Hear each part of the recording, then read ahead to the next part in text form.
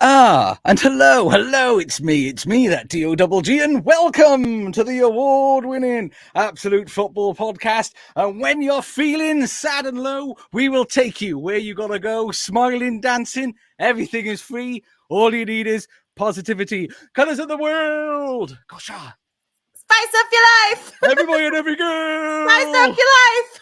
People of the world! Spice up your life!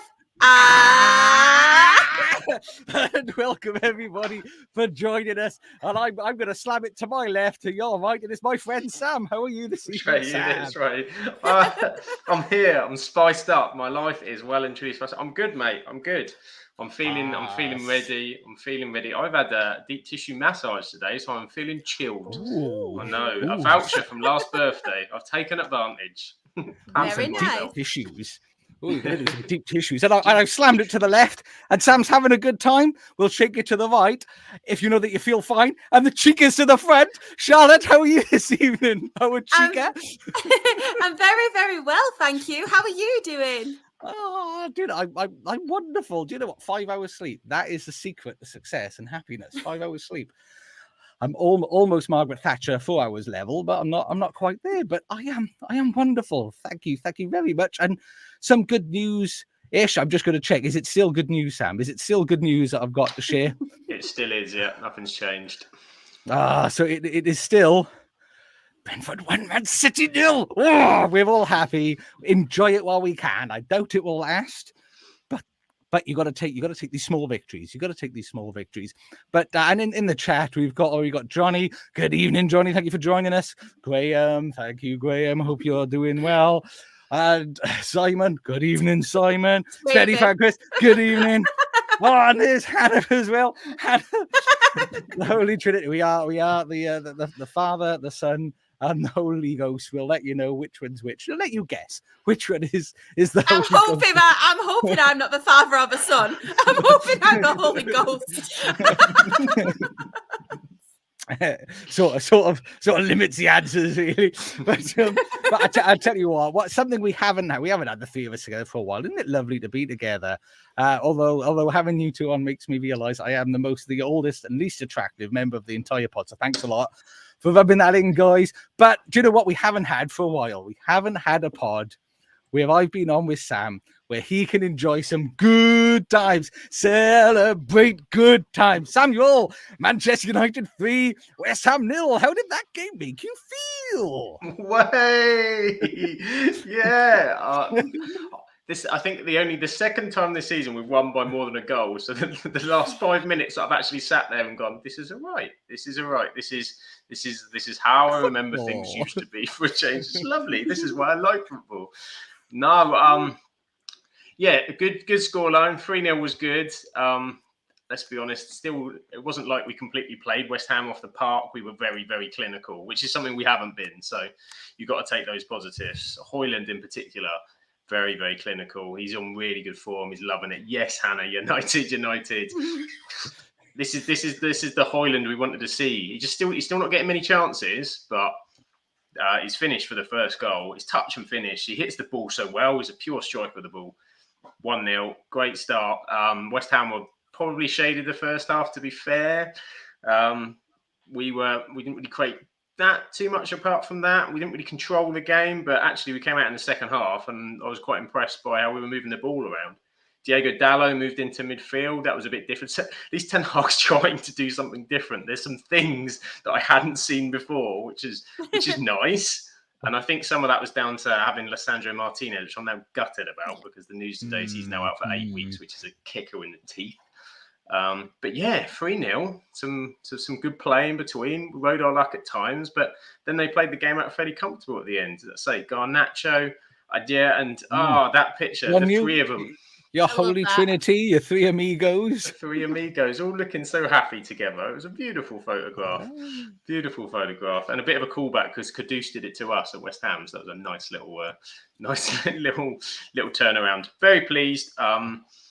West Ham they're massively missing Paqueta, massively. Yeah. That was the difference in the two games. Paqueta ran the show in the reverse fixture, and we were able to kind of get on the ball a lot more and cause some difficulties. Garnacho on the right, yes.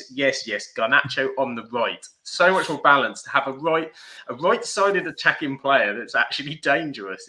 It's really nice to see. So keep Anthony on the bench and keep Garnacho on that right-hand side. I'll be very, very happy with. So absolutely, buzzing.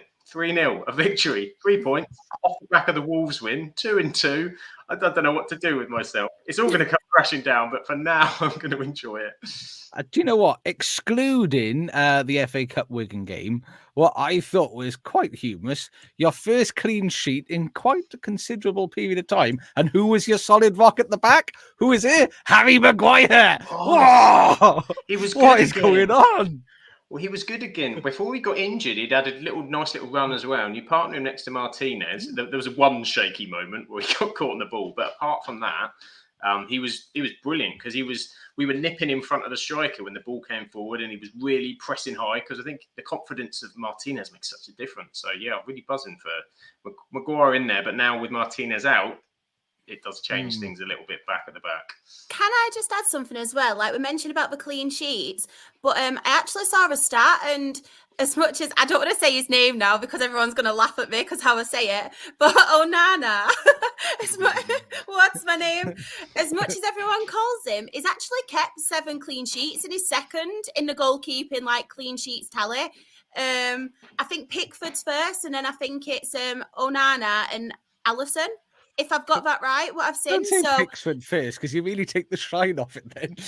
No, but as much as obviously we all have a joke and stuff about him, and we're obviously saying about his errors and stuff, fair play for him to be second in a clean sheet tally, because I was a bit shocked as well, and I was more shocked about Pickford, to be fair.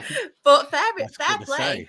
I think the thing with Onana as well is because it's been skewed a bit by the fact that he's been so dreadful in the Champions League. A lot of the big errors came in the Champions League, and actually there's been times in the Premier League and at the weekend, he made some good saves, and so was confident with distribution, and he's been improving. There's no doubt he's been improving.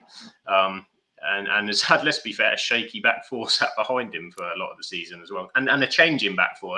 That back four has never been the same week to week. So it's nice. Hopefully, just to give him a bit of consistency, and we'll see a few more would be lovely. Just quickly, I thought the chat. Luke, never knew you could message on Twitter. Unbelievable, Jeff. In the chat we had Hannah say we bought Anthony and Sancho for nothing. I mean, you didn't. You bought them for an awful lot of money for no use as footballers. Yes, I'll agree with that one. And Graham still hasn't forgiven Arsenal for signing Declan Rice and denying us Paqueta Rice each week. We've got Kieran. We got Kieran who's joined us. Thank you very much for joining us, Kieran. And what else are we looking at? I saw something else. Johnny in the chat, Sam, will sell you Anthony. Will you sell Anthony? I can try. I mean, I don't know. I mean, eBay, Facebook Marketplace. I'll have a go. I think it's going to get to that point. I think, they've got to realise that they're going to lose a lot of most of the money they put on him. But you could see him going back to Ajax or something for still 20 million, 15 million. Maybe you could get something. I think he's still young enough in the right league. Maybe you might be able to persuade someone, or if Saudi fancy going silly again this summer. Oh, that'd be nice, wouldn't it? I mean, I bet you'd be chuffed. I'm hoping they will, because I've got a feeling that Virgil van Dijk and Salah might be departing at the end of the season, and that's if they're going to. That is my hope, please. Lots of money to the Saudi. Luke in the chat, he's going to trademark Mr. Luke. He'd like to trademark the Mr. Luke name. Always remember that. Hannah's got Garnacho as a right wing woes, and she'd sell Anthony for fees. To be fair, he's costing a lot of money for what he is. I didn't understand him when you signed him. I didn't understand him in the middle of the season. I don't understand him now. Kieran in the chat, we are the only ones that make Premier League any form of interest in. Thank you very much. Appreciate that very much. I mean, and Spenny fans telling us it's still 1-0 to Brentford. We're not going to jinx it. I'm not going to get overexcited. But big up Brentford. I think Hannah did say she had a feeling. She had a feeling about Brentford on the old Twitter They're their bogey team. Twice last year they did them as well. They don't like the bees. They don't like the bees. It did. And Simon said, Onana played better than Allison this week, didn't he? We will come to that. Don't worry. You can get that in. Don't worry. I'm not one to shy away. I mean, Shah, did you enjoy watching United beating the other United?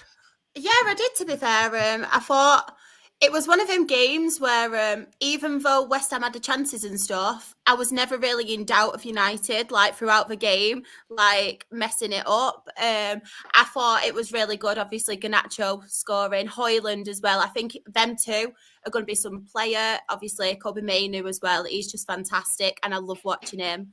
I was sad about Martinez as well, because he's the kind of player that I do like. Like, I love Manu Vidic and stuff type players. So I thought that was very sad. But I think Fabrizio did come out and say it's not as bad as they first initially thought. I think, is it about till March or something? It's 8 weeks. Yeah, he's done his. He's not. They were worried he'd done his ACL, which he hasn't. But they reckon about 8 weeks or so. Yeah.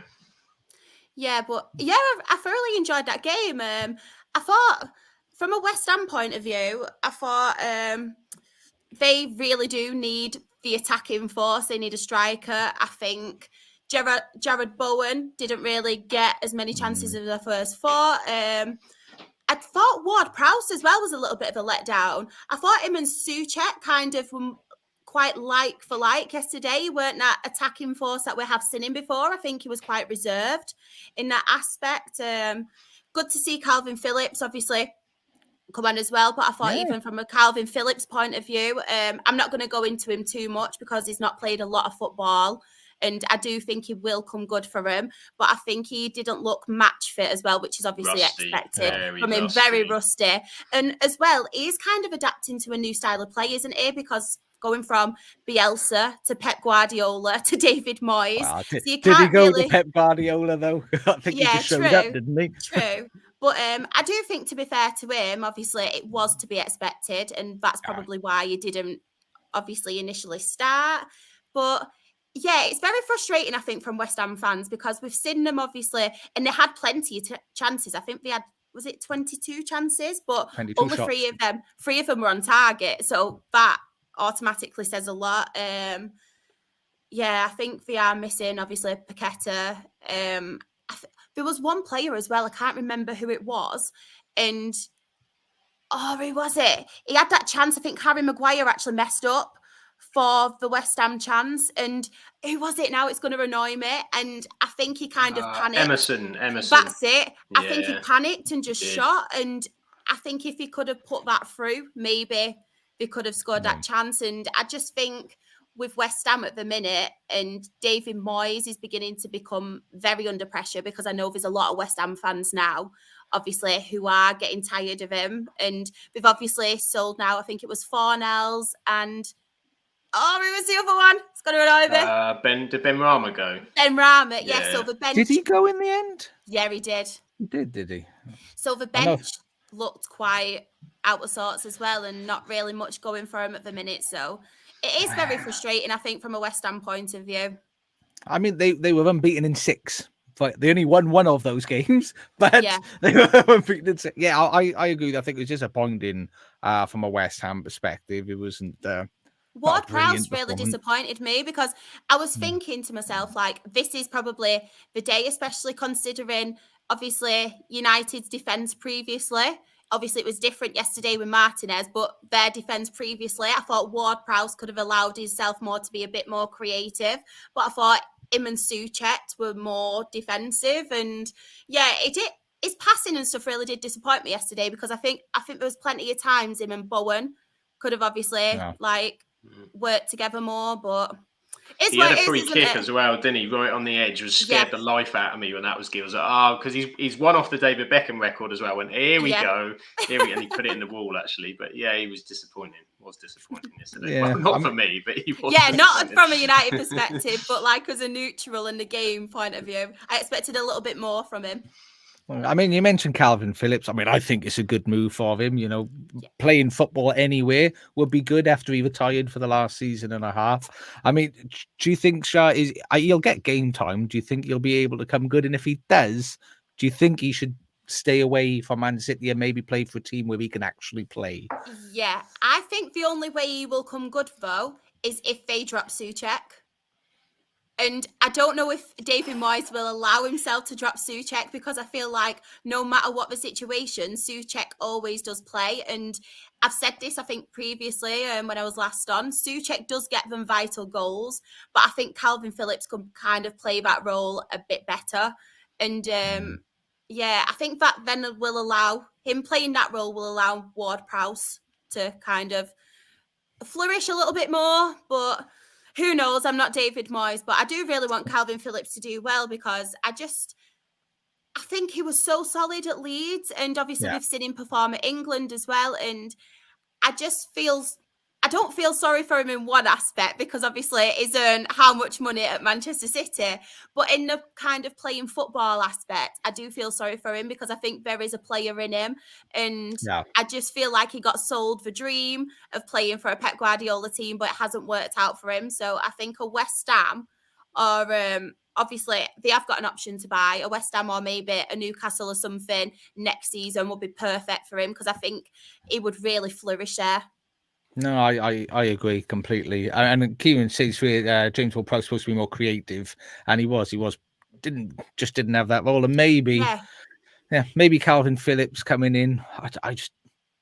I don't know. It's a player you want to. Why sign him unless you want to shoehorn him in somewhere? Because I doubt very much he's a very cheap option, and you're taking up space to bring him in if you're not going to play him and have the option to sign him at the end of the season. And as you said, Charles, there's a good player in this somewhere. It really is, yeah, really is. That it just needs to play football. It just needs match fitness and obviously minutes and game time as well. And that's why I kind of gave him the benefit of the doubt, and I didn't want to go too hard on him, because obviously he's not played a lot at all, has he? We've not seen him play many minutes at all this season, so I'm not going to go in on him. I'm sure he will appreciate that as well, Charlotte. I know. We'll let him know. And Jen, hello, Jen. Thank you for joining us. Hope you're doing well. I mean, and a game I could bet this may warm the cockles of your heart, Char. Newcastle 4, Luton Town 4. How did that make you feel? Do you know what? This kind of game, I kind of did expect goals from both teams, because I think they've both got leaky defence. They both can play really good attacking football as well, and they've got attacking options, which some people might not think about Luton, because obviously automatically with a team that have come up, you think, they play hoofball football. They just kind of part the bus and stuff. Yeah. But with Luton, we were saying off there as well, weren't we, Sam? They play some really good stuff, some really tasty stuff. But I thought they were both obviously going to be on a high. They won midweek, so automatically both teams have got confidence. And yeah, they both got leaky defences. But yeah, it was a really good game from like a neutral point of view and just watching it. Osho, someone who I love getting on the score sheet, because not that long ago, he was actually on loan at Rochdale. And I feel like he is the kind of player, when you do have these young up and coming prospects, to send them out to a lower league team to get them game time and experience. And then since then, obviously, we've seen him flourish in the Championship, now the Premier League. So it's always good seeing that. Who else scored? Let me just get my notes up. I was going to say, who would have thought in a game of football, Ross Barkley's the answer? Do you know what? I've actually got some notes about him, because everybody actually says this about Ross Barkley, and it's from obviously Everton and then signing for Chelsea. And Ross Barkley has actually been so good for Luton, and he has been their rock so far. The last couple of games, definitely. It really has. And I really like it, because as much as people think, Ross Barkley, like who'd sign Ross Barkley, that's a kind of signing that would work for them. And I think this is the kind of signing that we're obviously mentioned with Calvin Phillips going to West Ham. And he won't get the credit that he deserves, because automatically you think, Ross Barkley played for Chelsea, wasn't very good for Chelsea in the end. But I think for Luton, he's absolutely brilliant. And he's kind of been one of their star players, especially like you said, the last few games. Longstaff obviously getting 2 goals for Newcastle, and then Kieran Trippier getting on the score sheet. And who was the last goal? Who was the last goal from Newcastle? Harvey Barnes. Harvey Barnes, yeah. that's the one. Yeah. So it's always good. Obviously, he took the step up, didn't he, from obviously Leicester as well. So yeah, it was a very good all round for Luton, and their striker as well. Adebayo, obviously getting on the score sheet again. Did he get a hat trick the other day? Or was it just a couple? Yeah, Got a hat trick, didn't he? Yeah. He's got 9 now this season, which is crazy, which is For really Luton good. as well. So wowzers.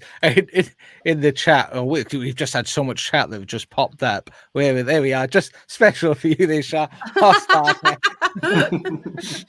I knew that'd come up somewhere. I just while we were, unfortunately, it is 1-1. Unfortunately, Ivan allegedly, Toney, he will come good. It was Phil Foden. Yeah, Foden with the goal. Kevin Benjamin is FPL. He says he does nothing every week. The one week he plays him, he actually does something. And we've got Sean in the chat. Sean as well, just saying, so he's late. Come on, you join us when you're ready, Shorty. Don't you worry. And I hope your nan's feeling well. I hope she's okay, mate, and everything's all good there. We've got Simon in the chat as well. Barkley should take Henderson's place in the England squad. Yes. This is what annoys me. Yeah. Did you see Gareth Southgate at the weekend was watching Henderson at Ajax? Like, how many opportunities? Because you don't know how Henderson's playing, do you? We don't know what to expect from someone who shouldn't even be in the England team anymore. It annoys me. When Southgate took over, and everyone says it every time, it's not just Southgate to be fair, but it's, I'm going to pick the England squad on form and blah, blah, blah, this, that and the other. It never is. It always have the favourites. And I'm even pointing because I'm that angry. It's a pet peeve of mine. Really winds me up. It's not good. Jed in the chat thinks everybody agrees Luton should stay up. And it was such an exciting game. Sam, did you enjoy watching Luton smashing 4 goals? I loved it. Luton they're becoming a really exciting team to watch. I'm really enjoying watching Luton. And so they've been on a bit of they've only lost once in the last 6. You know, they smashed Brighton in midweek, which was phenomenal. Beat Newcastle in the reverse as well. There's some good little results. Luton are the team that you don't really want to be running into and playing, I think, in a minute. We've got them in 2 games' time, so I'm not really fancying that one anymore. They've been on a great little run. And to score 4 goals, I say not many people score 4 goals at St James's Park, but when you look at last season, how good Newcastle were defensively, they were the team. You know, they were the team they were absolutely shut everything down at St James's Park, and they've conceded 3 times in the last 8 games. You know, Tottenham, Liverpool, Luton, City put 3 past them, Everton put 3 past them, Forest put 3 past them. It's very, very, very leaky. And what baffled me a little bit about how kind of doing, I know he loves Dan Burn, and I know Dan Burn has got strengths, but left in one-on-one situations against Ogbene is not it's not the greatest matchup, and they left it time and time again and just caused so much chaos. But there's so many good players in that Luton team. Say Ogbene, Alfie Doughty as well. I quite like him. He's been really good and banging in the assists. And when you've got Adebayo and Morris is fairly consistent too. It's a really strong team. I think everyone is hoping, and they've given themselves a hell of a shot, an absolute hell of a shot. So really exciting game. Newcastle are stuttering a little bit at the minute, aren't they? They really are. I know they won in midweek against Villa, but they need to sort that defence out because they're just conceding way too many goals. As well. That was a massive loss for him, and it just shows how vital Nick Pope actually is for Newcastle. I think a good goalkeeper and the communication that they have with their background. I think people appreciate how important that is, telling them when to go up, when to come back, what moves they can make as a defence. If they're going to play a high line, they've got to have that confidence that the keeper will come up behind them to close that space down. And it does make a lot of difference. And I mean, Dubravka is 58, about 62. 78, something like that. It's not quite going to be as it needs to be there. We've got, do you know what? We've got all the late, everybody coming in late this evening. Anthony's here as well. People, don't worry about coming in late. Just make sure you subscribe. Make sure you like stuff. 5-star if it's on audio. Just all of that stuff. As long as you do all of that, that's fine. You should, whatever your heart desires. And what else we got? There was something else here. Someone saying he's glad that they're proving him wrong, and he hopes that they do stay up. And Chris also thinks Luton are getting used to the Premier League. Not the start they're struggling, but they seem to be in the swing of things. They do. They seem to be comfortable. It's sort of like they've broken in their new shoes and they're okay, you know. I feel like with Luton as well, everyone apart from me expected Luton. I had to get that in. Sorry, expected Luton to go down. So I feel like we weren't as much. Obviously, there's always pressure on a team whether you're going to obviously stay up and stuff. But I think because everyone kind of wrote Luton off that early, they've not got the pressure of that. And then obviously the situation with Tom Lockyer as well has gave them this new whole. They've kind of just gone on this run, haven't they, since that happening as well, like this confidence, and they're probably doing it for him, and all want to come together for him as well. And you think he's their captain, isn't it? And they're missing him, but they're managing at the minute without him. So I just feel like that. And plus, Rob Edwards as well, I think he's a major part of it, because if you just watch his interviews and everything, what happened with the Tom Lockyer situation as well, it just kind of has that player protection, a bit like Eddie Howe as well, where he's always you can tell he's got the dressing room with him as well, and they all are a group instead of just lots of egos and singles who are just doing it for themselves. And I think you've got to give him credit for that as well, Rob Edwards. Yeah, I think that ethos matters a lot. I mean, I know I spoke about it last week, the thing with how Klopp's created that family feel in the team at Liverpool. That's what he's created there. And I think the days of Jose Mourinho's them against us, let's be really angry against the world. I don't think that works as well. And it's not showing not to be working as well when you've got teams that create that togetherness. I mean, Kieran's saying here, Luton is a beautiful club with a beautiful story. Really, really wants them to stay up. He also said they'd stay up as well, so he's in your gang. Anthony said he loves the freedom in which Luton have played this season. They've no fear, and the manager's charisma is a big part in translating into the pitch. And Graham said Tom Lockyer, another ex-Charlton player, as was Alfie Doherty and Nick Pope. So he's saying Charlton are massive. And of course, for any of our audio listeners, you could be part of the chat if you just watch live on 8:30 on YouTube, Twitch, Twitter, Facebook. God, it's just everywhere. We're everywhere now. Oh, it's just we're massive. Never mind Charlton. Never mind Jungle. The podcast is massive.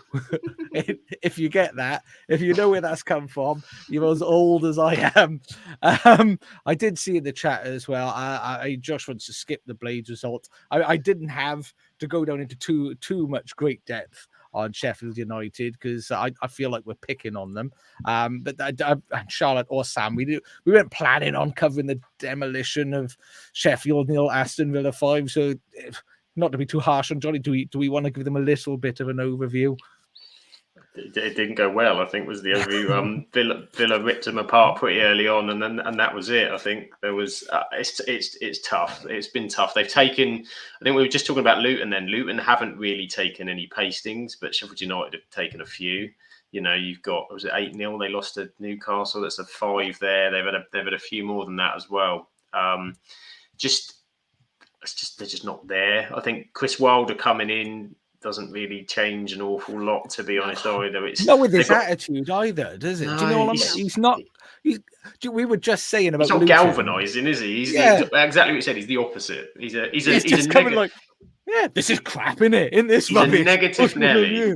Last thing you need is a negative Nelly. You know, he's one of those. He's been a bit of a downer, and I can understand why he'd be a downer, but they need to fight and they need to find a way, because they are slipping. They've got Luton next game as well, and at Luton, and I think Luton are heavy favourites, and rightfully said that's the difference. And you think last season Sheffield United finished above them, so massive drop off.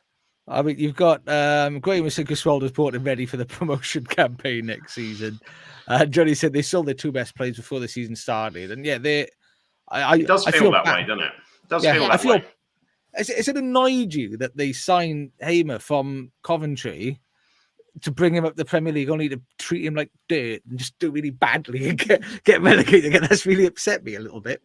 If Coventry keep their run together, they can have him back and he'll have another go in the Prem I next know. year, maybe. It's upsetting. We've got Alan's joined us. Another one coming in late. All these late people come. Thank you for joining us. Honestly, I'm just joshing with you. We do appreciate it. And Johnny said it doesn't feel nice. It can't feel nice at Sheffield United. Just a little boost on Aston Villa. Ollie Watkins scored again. I think he's the first player now in the Premier League, in Premier League only games, to have 10 goals and 10 assists, I believe. So we're 12, so I'm not going to go into that sort of detail, but Simon is agreeing with me. It does annoy him that they took Hamer to Sheffield United. And Chris is saying, yeah, the transfer embargo stuff hasn't helped. No. What is going on? I was just trying to catch up with the chat. There's so much chat. Thank you, everybody. It's really great to have all of your interactions. And Alan's saying he would be better if Salford had an actual chippy near the ground that was open to get his fish cake. I think it's Alan with his fish cakes. That's fair complaint. It's a fair complaint. Exactly. He'll take that. But well done, Aston Villa. Well done, playing well. And there was another game. There was 2 more games that we wanted to focus on. Well, very quickly, we'll give Everton 2, Tottenham 2. Very briefly. I mean, Charlotte, how did that game make you feel? Was that nice? I was happy that Everton managed to get the point, to be fair. I think they definitely needed it, obviously, with the point deduction, and then obviously this possible other point deduction as well. I feel like from an Everton point of view, at least they are actually trying, and they're trying to do as much as they can. But yeah, from a Spurs point of view, I'd be very disappointed. Richarlison, obviously, he's scoring goals now, and obviously he was going to score against Everton, his old club, wasn't it? It was just written in the stars, that always. But yeah, that's a positive that he's actually scoring goals now. But yeah, I'd be very disappointed from a Spurs point of view. 2 points, I think, lost. And yeah, you got to love a Jared Brathwaite equaliser at the 94th 100%. 100%. I mean, I love Big Ange though as well. So it's kind of like, oh yeah, I'm buzzing for Sean Dyche, but because I absolutely love Big Ange, it's like. And I don't know if any of you saw his interview. He didn't look up once in his post-match interview. He was just there, proper sad. Do you know what? I don't know if anyone remembered. I said this at the start because people said he's such a fresh air compared to Klopp. I'm like, it's the coverage, because all these managers will be the same consistently. They'll be up and they'll be down, but he'll get beaten up by this league. And I don't think he enjoyed that very much. And so, welcome to the Premier League, and especially. I still love him though. Welcome to Spurs. It'll break you, but yeah, it'll be interesting to see how he copes and how he balances out by the end of the season, because it's a weird club to manage, Spurs. I think it sort of suits him to a degree, but they're a weird club to manage, and depends if he ever wants to win anything. Lots of Salford abuse going on in the chat here, incidentally. Jen, Salford's the worst ground she's ever been to. Kieran, Salford is an awful ground, bad food, and shipping container toilets in the way end. That is true. Kieran again. Salford's the worst ground he's ever been to and ever will. Chris, Peter Salford's ground before the updates, it was much worse before. And apparently Alid has seen worse, though. So I'm not going to endeavour to go to Salford at any time soon, if I can help it. Thank you very much for putting me off massively there. I mean, there's 2 more games that I wanted to get into in a little bit of detail. One more bit of Salford abuse. Kieran went with Salford with Newport. Not only was raining, but the ground is awful, and we lost the Lego Stadium, as they call it. Lovely. And but make sure, and if you do love your lower league football, of course, on Thursday is the award-winning rowdy rabble of absolutely lower league. Thursday, 8:30 p.m. Make sure you check that one out as well. But one of the main games, one of the most enjoyable games that sort of brought to light a lot of what Sam was saying about Wolves and Pedro Neto at the start of the season. Chelsea 2, Wolverhampton Wanderers Oh, Samuel, how did that game make you feel? Oh, it's becoming good, isn't it? I say it's becoming good. It's been good all Hakuna season, isn't it? The Chelsea revolution is back in the bin. I mean, it's not got started. Defensively, my word. I mean, I watched they played. It was last week, midweek, wasn't it? The Liverpool game last week, and I watched some of that. And defensively, they're just all over the place. There doesn't seem to be a structure. What's baffled me all season is how they got away. How they've got away with it. Yes, Mrs. A. Yes, Pedro Neto. End of the season, someone's coming in, definitely, for Pedro Neto.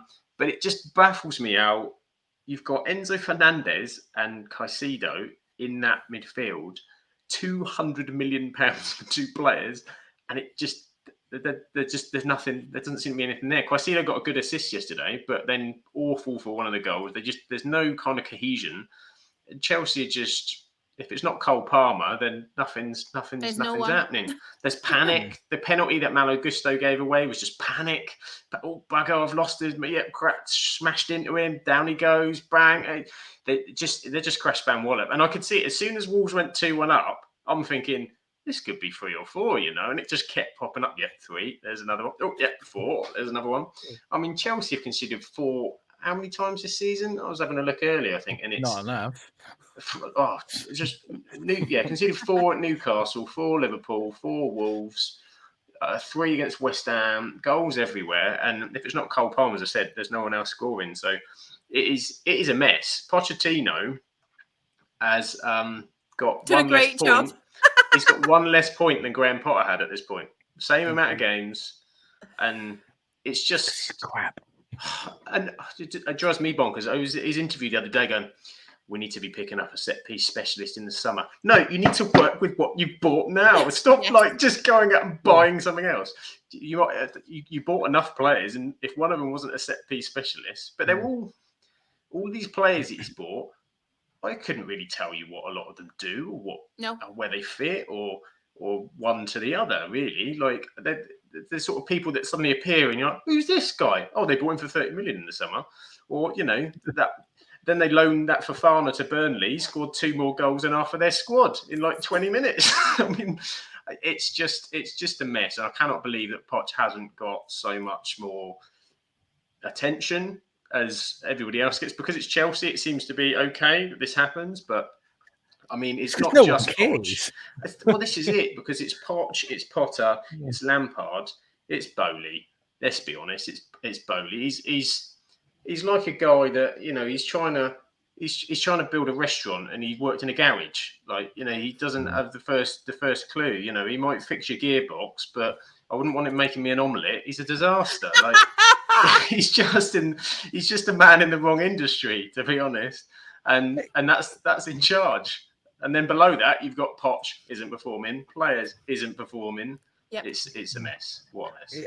I mean, what I like it. I mean, you got that direct comparison for me, because we had like Liverpool and Chelsea had that battle of the midfielder signings in the summer, and they blasted past our expenditure, blasted past it. Yet we've got 4 that fit into a system that work, and they had 700. That there's no plan. I think for me, the worst thing that Chelsea did was get rid of, I can never say her name, Maria, whatever her name was, the football director, sports director, who worked directly under Roman Abramovich. Because say what you want about Abramovich, he had a structure, he was organised, and he had people in place that knew what they were doing. Whereas Todd Bowley says woohoo, let's spend some money, boys. What must he think? Because I know he had the money, but to be fair to him, and I know he did buy players and stuff, but he bought them and they were winning things. And to be fair to him, he did care and he did know what he was doing as well. And what must he be thinking now? Yeah, Abramovich. Yeah. Because in fairness, he sold them, and we don't get into the politics of it. He sold them because of the issues with Russia. So it's not like he'd had enough and he didn't want to be there anymore. I bet you any money if he could, he'd still be owning the job. If Belgium was ever a club, it's Chelsea. And I keep on saying square pegs in round holes. Chelsea wind him up. True. What else we've got? Graham said Chelsea, a team of individuals, what a reputation. rather than a good fit. Where we go in? Kieran saying they bought half the market of footballers, not one set piece taken between them. Exactly. Mr. Luke, $1 billion down the toilet. Do you think these are Pochettino signings, or do you think Todd Bowley has just gone on like Twitter or something, seen everyone that's rumoured with a certain club and thought, you know what, I'll get him, I'll throw my money at him? Because they've done exactly the same as so. they did last season, isn't it, with Potter? It was the same approach of just buy young players so that we can stick them on these long contracts and try and get them early in the market, but they just got too many of them, and then loan out some of them, and it's the same thing. So I don't.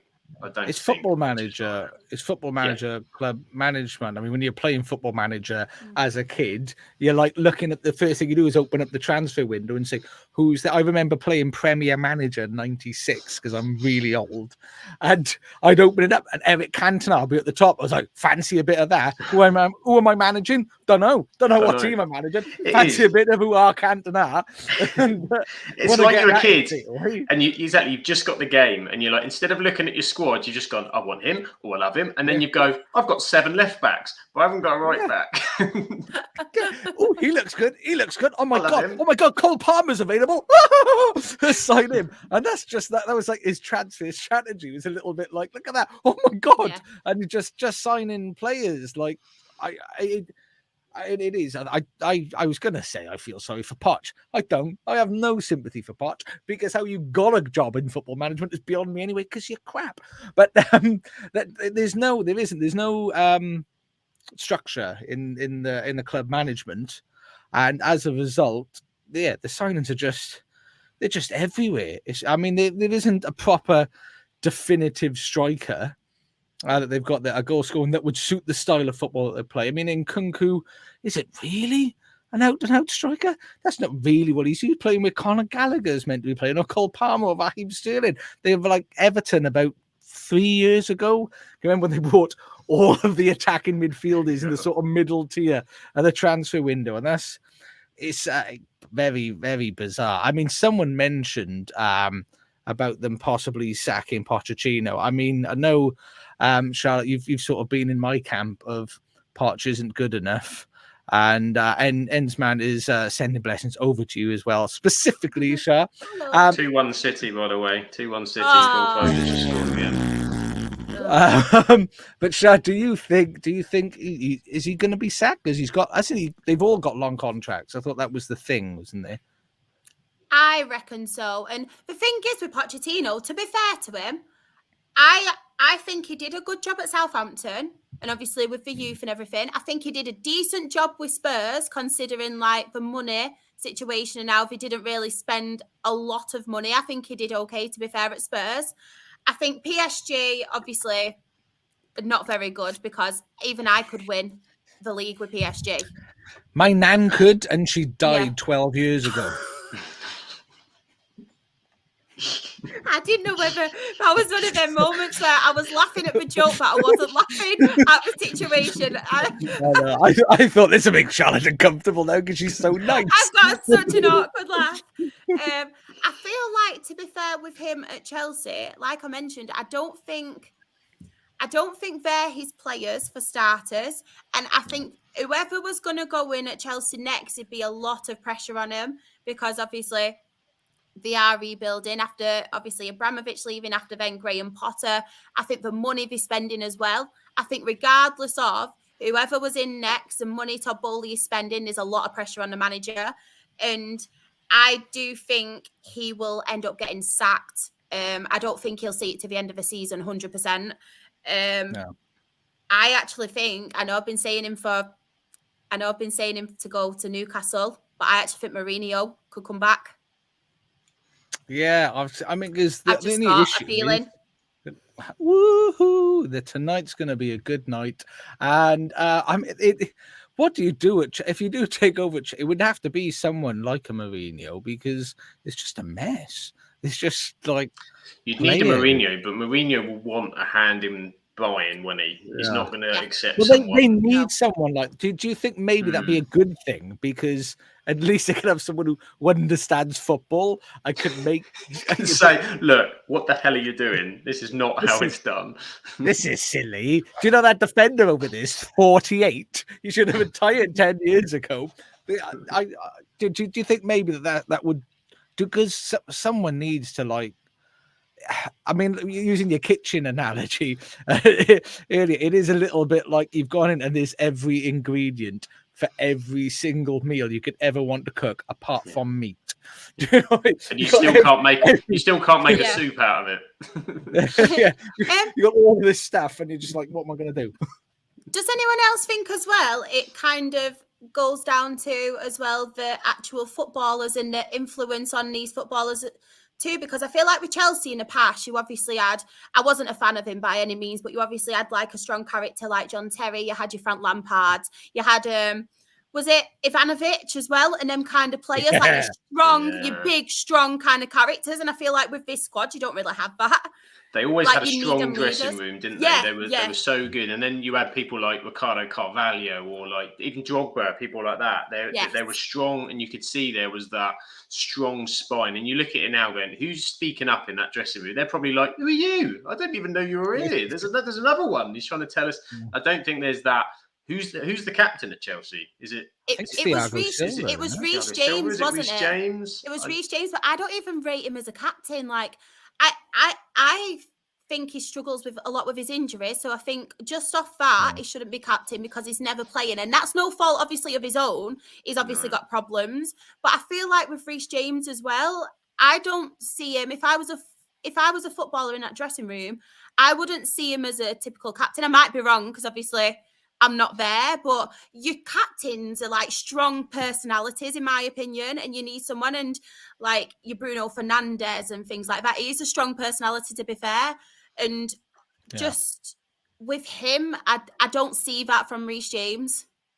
No, I mean, I was listening to someone doing an analysis of Chelsea, and they said, one of the senior players, really, there's Raheem Sterling, who doesn't really strike you as a talkative sort of guy, and Thiago Silva, who can't really speak English. So there's sort of who's going to lead that? Conor Gallagher's done one season in the Premier League. Cole Palmer, because he's doing bits. But I think he's only done one full season at the senior level. Caicedo, I think he's only done one season in the Premier League. There's no experience there, and it is, and there's no structure, there's no coherency, there is no plan. It's Todd Bowley just buying stuff just because it's there, because that's what you're expected to do in the transfer window, isn't it? Is buy things and put them on really long contracts, and that's, I think, the other issue they've got. These guys are big contracts, because when you think, he's on this a week, they're not going to get someone to sign him on this a week. It's the value of that contract they have to buy out and pick it up. So if you've got a young kid who's on, it might only be 150 grand a week, but he's got 7 years of the bugger to run. So the value of that contract is actually massive, and no one's going to want to take that and pick it up, because you're going to go somewhere. It's only going to be a 3-year contract. So they're going to have to condense that 6 years worth of money into 3 years worth of money. Who's going to buy it? You're going to get stuck with what United had, which is a lot of players. You just can't move on. You can't move on because of exactly that. Financially, they go, well, I'm quite happy just sat here. That's fine. I'll see you in 3 years. I'm not fussed. They're in a real mess. It's fun to see, but it's not if you're a Chelsea fan. Everyone's still talking about United, though. Like, there's hardly anyone like laughing at Chelsea's. Like, this is what annoys me as well. And I'm not a United fan, but there's more pressure, and I know it's because they're a far bigger club as well. But there's more pressure on Ten Hag. Everyone's laughing more about Ten Hag, even though, to be fair to him, is getting rid of these players and things like that, and kind of rebuilding. And they obviously have their ownership issues as well, and they're kind of doing something about it now. But I feel like with Chelsea, speaking about Chelsea still, and they're a laughing stock. And it's not the first season they've been a laughing stock. Last season they were a laughing stock. They've not been in the top half all season. That's just. I mean, Mockers. I will defend us as a podcast because we did have a spell of every week we laughed at Chelsea. That was almost like a regular Oh session.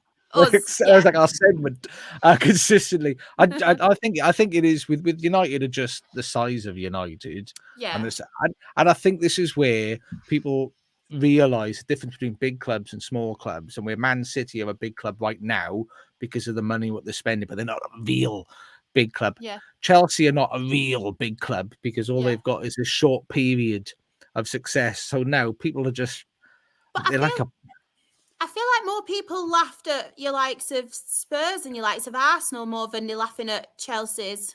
bigger clubs. Yeah, it just That's my little dig. like, yeah. Incidentally, in the chat, Anthony, Chelsea are playing like a soccer aid team. This is it. True, though. They need, what they need is someone from Blue down the wing. That's what they need. Matt Ryan. Probably have. He's probably in the squad, got a contract. Yes. He'll be out in 2 weeks. Who's this Lee Ryan, number 74? Who's this one with the real big tan and bright white teeth? Mark something? They'll get a Love Island star next, won't they? Whoever wins Love Island this year, they'll get them next. We'll watch it. It'll be a reality series on Amazon Prime. Win a contract at Chelsea next year.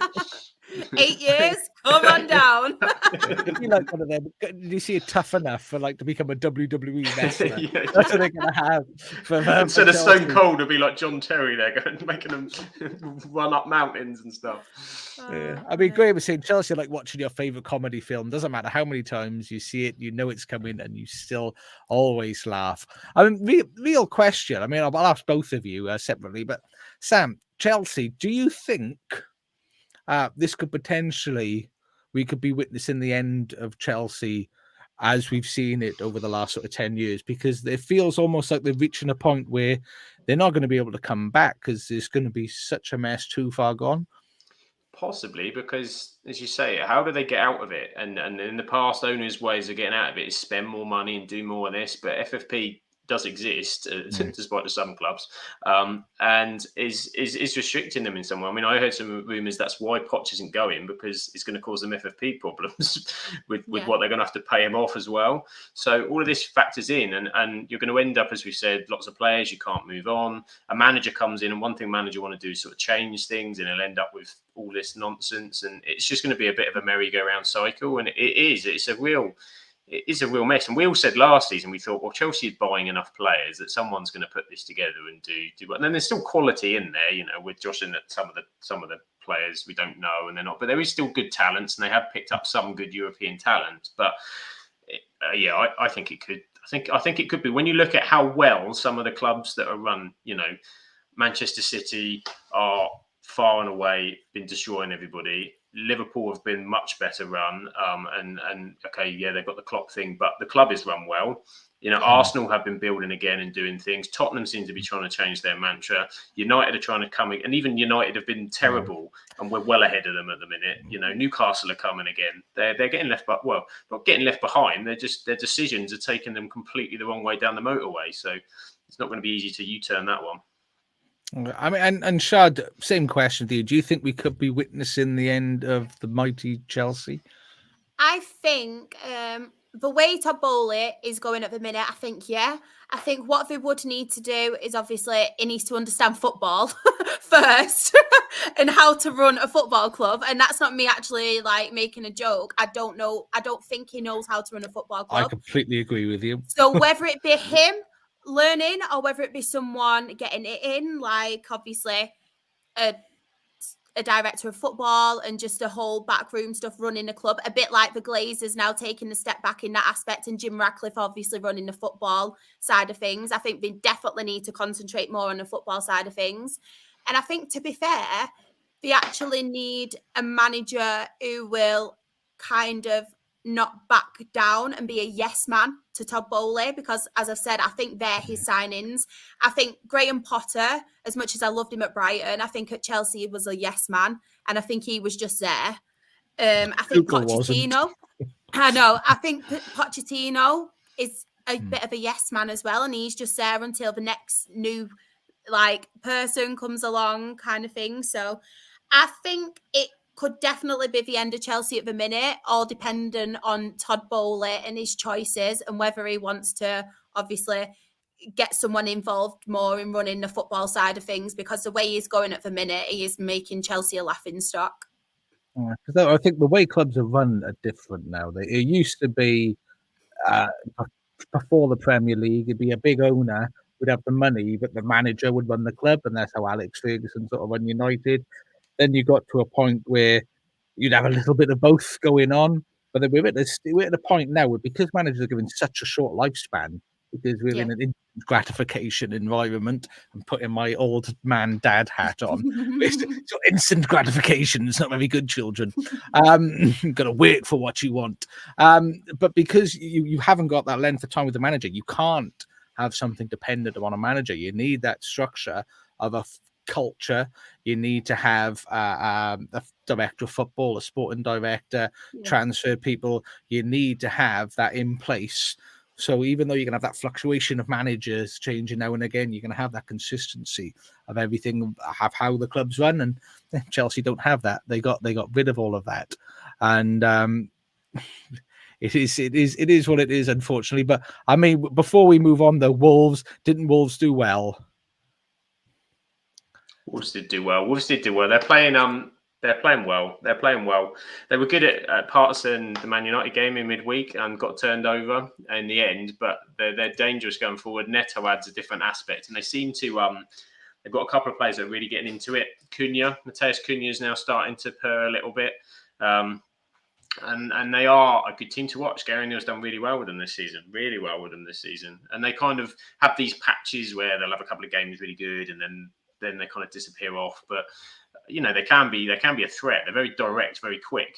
I mean, it was before Kobbie Mainoo scored the winner in midweek, the equaliser that they scored, despite the fact United was stupid by putting so many people up front from a corner.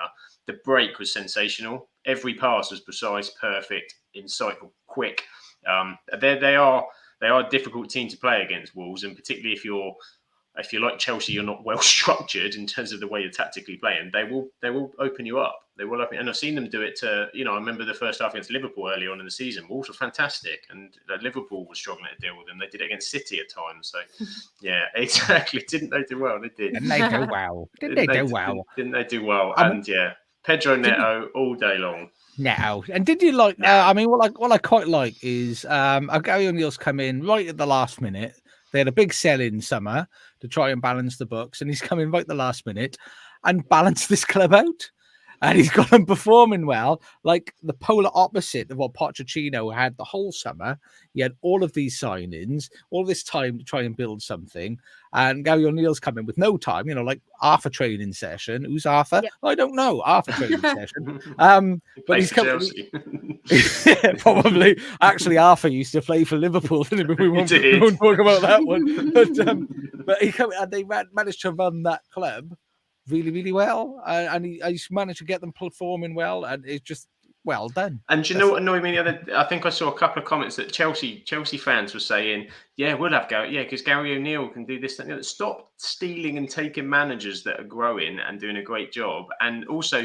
You're not learning from your mistakes. Gary O'Neill was yet to have a transfer window. As you said, he did a fantastic job bringing it in, but he came in like on the day of the first game or a few days beforehand.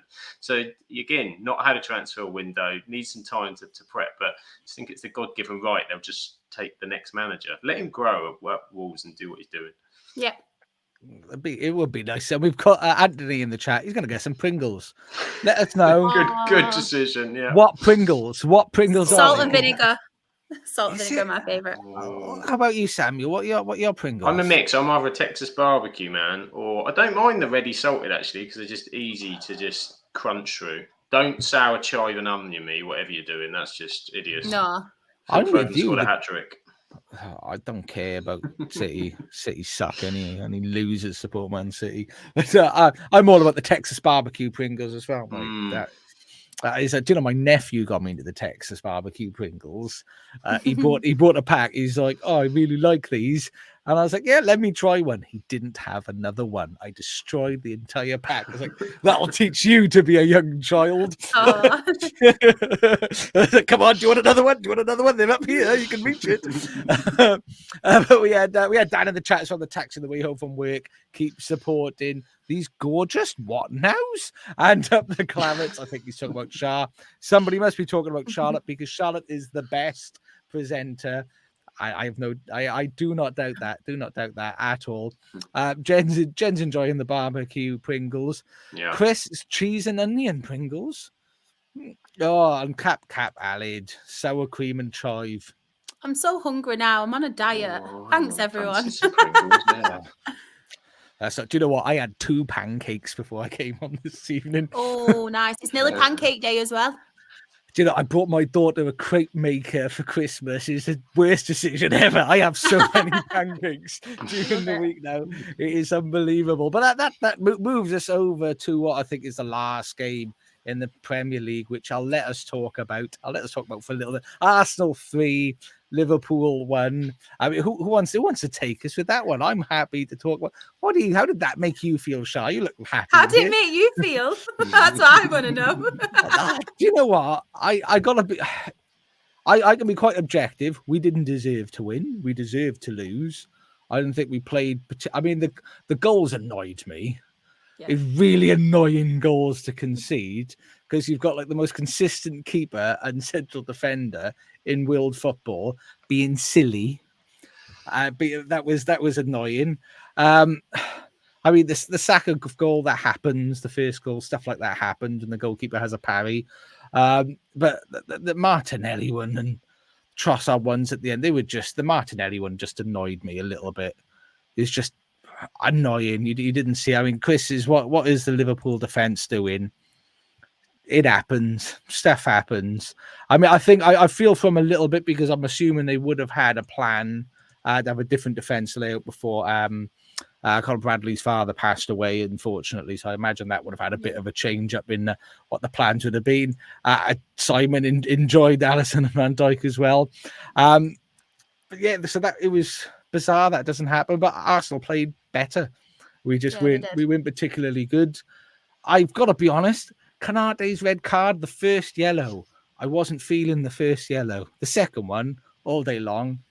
The first one, I didn't quite think that was a yellow. So I should have been a red card. I don't know, but it happens. I think it was a bigger win for Arsenal than it was a loss for us. I'm not that heartbroken about it, to be honest with you. But I like the fact how magnanimous Klopp and Virgil van Dijk were. They both sort of said Arsenal were better. We weren't good enough. Van Dijk said, I should have done better. I made a mistake. I'm really annoyed. I like that. I like how much Arsenal was celebrating because it shows you just how big a team Liverpool are. That Arsenal are celebrating like it's the greatest thing that's ever happened to them because we're massive. Liverpool are massive and people only beat us like once in a lifetime. Ask Everton what it's like to beat Liverpool because they don't know. There will be people alive right now who have no idea what that feels like. So I get it, but yeah, it was disappointing. I think we missed Nunez, bizarrely.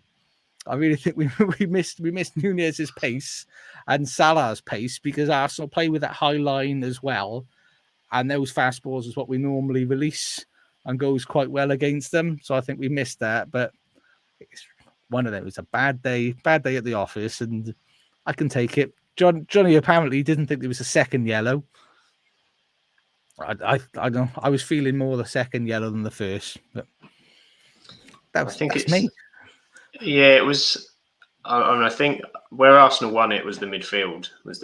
And I think some of it, to be fair, because you didn't have Szoboszlai, that kind of midfield makeup wasn't right. I mean, Arteta, I think, got the better of Klopp with that because they did the same thing in the cup. He played that kind of box, so he was playing Havertz and he was playing Odegaard as kind of faint, and it was causing two problems. One was that Van Dijk and Konate didn't know they didn't have that striker to kind of line up against. That's kind of a bit where the first goal came from, but also it was opening the channel up. So if Havertz was going, McAllister was left with two. and it was leaving Odegaard free, and they could play that ball through from the centre back through to Odegaard and turn you, and you were struggling to find those balls in reverse because you were kind of outnumbered in there, and that's how the first half, and that's where the goal came from. They pulled that around really well, and it just the ricochet off the keepers, that just shows that's where Arsenal, I think, we're all saying they need a striker because that's where Havertz does let you down. Yeah, but didn't Havertz have a good game though? He was good, and the other one who was good was Jorginho. I thought Jorginho was. had an excellent game. He was superb passing the ball, finding those spots, and I think they just caused it, and it was bizarre because you went in at 1-1 without a shot on target. From that kind of, we talked about the Liverpool crazy moment. I think it was without a shot. Had one as well. Yeah, it was bonkers, and I think Graham and I were talking about it on Twitter and saying, Saliba was just super naive from Arsenal because Diaz is tenacious. Luis Diaz is about as tenacious as you get. He's never going to give that up, and they've got themselves in a right mess. Saliba didn't deal with it. David Raya is on his heels as well, but Saliba should deal with that. And then the second goal kind of changes everything. The third goal is unlucky, as you say, because Klopp had made the changes to try and get back in the game. And Trent wasn't quite ready, so he took Trent off, and therefore you ended up with Diaz at right back. Then Konate went, so you had the gap in the centre defence as well. So Van Dijk's coming across. It's just one of those. I mean, we lost 3-1 at Arsenal because we're chasing the game. You kind of don't mind that. That's going to happen. But I agree with you. It was massive for Arsenal. I think Arsenal needed to win. Yeah. You would have been nice to win from your perspective. Arsenal had to win because your next 4 games are very, very, very winnable. And if you can we got Luton at home, one of them, isn't it? And you got Burnley at home, Brentford away, Luton at home, Forest away. They're all within your capability of winning those. And then City come to the Anfield. So if you've got some points that's the game, isn't it? That's the one. If you get out of that period and you put some pressure on, then you're kind of near the final stretch. So it's not a disaster, I think, for Liverpool. But yeah, you missed Szoboszlai. Midfield wasn't quite right, and it was Arsenal's day. Happens. I mean, in the chat we've got Ben, who I believe was with us last Thursday. If you haven't checked it out, that is still live up on YouTube. That is on Spotify, Amazon Music, all the good places. I was going to say, Foden is bringing the Euros home. That boy's having a blinder. Just wish he didn't play for City. Wish he didn't play for City. Just takes the shine off everything otherwise. We had a lot in the chat. Johnny said he thought Jota was quiet. Where was it? Arsenal. Chris was saying Arsenal felt sorry for Liverpool as they scored all 4 goals. Anthony is saying he thinks Nunez is a complete striker who'll come out of the oven slightly early. We're still on the kitchen and food analogies. It was that one where he got it on the right side, wasn't it? And everyone's going, he's going to cut this back, and he hit the most. Gabriel shouted in his face, and Nunez just laughed, and it just summed Nunez up in a moment. Like, what are you doing, man? I mean, Luke's saying he goes blind in front of goal, and Shorty said he wasn't missed because his shots end up in Vos Ed. But do you know what he's trouble. You don't know what they're doing because you don't know, do you?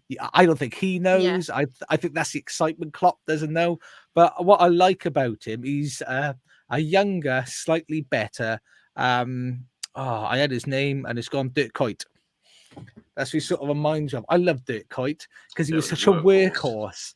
Yeah, exactly. He was just, and that's what Nunez is. And I think you need that because you need that energy and that determination that goes so other players can sort of rest for a little bit and have a bit of alleviation. Simon's comment. So I would say Foden's not bringing the Euros home if he's playing under that. Waiter, I reckon that is. Waiter in the waist. On the food, to go with food, like we've been talking about the waiter. Pizza Hut waiter. I thought it was waster myself, but I'll take. Luke said he'd like to speak to the coach who does Nunez's finishing drills. Oh, that must be the funniest thing to watch. You can just imagine, he'll tell him something, and he'll go and do something, and he'll just be, Darwin, back. And he's going, just running them out. Like, did you see that? Go fetch the ball. Nunez. I'm not going to go get that. It's in the car park. Go get it. It's like when you were a kid and you used to play in the schoolyard and someone hoof the ball over the fence. That's him. Like, Darwin, go get it, mate. I ain't going to go get it. It's your turn. And Simon saying as well, he's really annoyed that Chelsea let Jorginho go. Arsenal saying he thinks Arsenal. Anthony's saying Arsenal should have got a blank check to go to Tony. if they're serious about winning trophies. Potentially, I'd say the waiter could stay. Cristian Nunez is avid. He's exactly that. Just back on that Arsenal point, that is exact. They do the striker is what's going to cost them. I think though, it really that's the one piece of the puzzle that's not right. And so Tony, if Tony was playing, let's be honest, if Tony hadn't got the ban, someone bought him in the summer. I'm sure he would have already gone in the summer previous. I think that's the one sort of thing. Might be interesting here, just watching the evidence. Bloody Edison's just come out and cleared out about 3 players. VAR call going on. That's interesting. he makes Anana's one in the first week look normal. This one, it's shocking. Sorry, distracted there. You got to love it though. I mean, ironically, Luke's saying in the chat, smash it as hard as you can. Nunez, but again with the keeper, it just works. And Ben saying he has to agree with Simon. Give me Neil Warnock any of the day of the week. Imagine he smashes it up at Aberdeen, and then we just put him in for a month in the summer. And I don't know how much attention anyone pays me at any point, but I've been saying for ages that England just need someone who can galvanise a squad with a bit of tactical nous. Because that's really, and Warnock can do that. He's got tactical nous. He can galvanise people. I think you do well. That's why you missed out on not having Avi Redknapp. Avi Redknapp would have won stuff with England, you know. Just putting that out there. He's not going to do it anymore. But but yeah, I think what I haven't done, and this will shock you all, I didn't get my slides ready in time. Now, they've all been produced. I just haven't uploaded them to the stream yet, so I'm just going to find those out. Let's bring those up so we can take a look at the table as it stands. And it is there. It is Monday, the 5th of February. They are processing. Anthony's in the chat. He's going to Ibrox tomorrow to see Warnock's debut. Nice.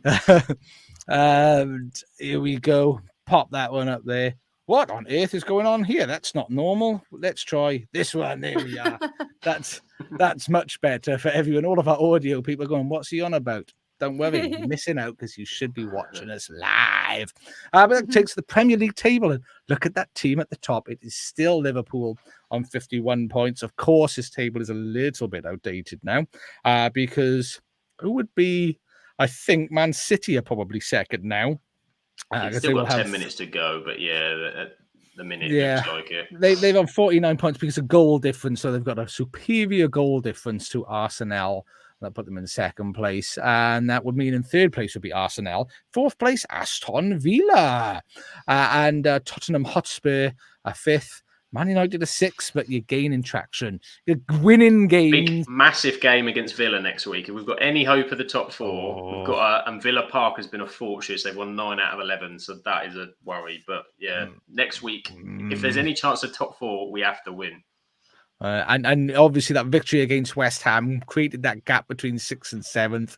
It's still weird. It's still weird to think a Man United did that in 6th position. But even weirder, Chelsea down in 11th on 31 points, -1 goal difference.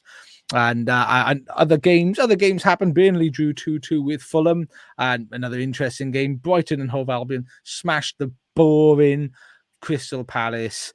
I mean, is Royce still there? I haven't noticed. Is Royce still there? Do we know why the boy? He was just, he's still there. He's still there for now. They're in free fall though. They're in real trouble. I mean, they didn't have Elise came off. Did you see the thing with Elise as well? He had him on the bench.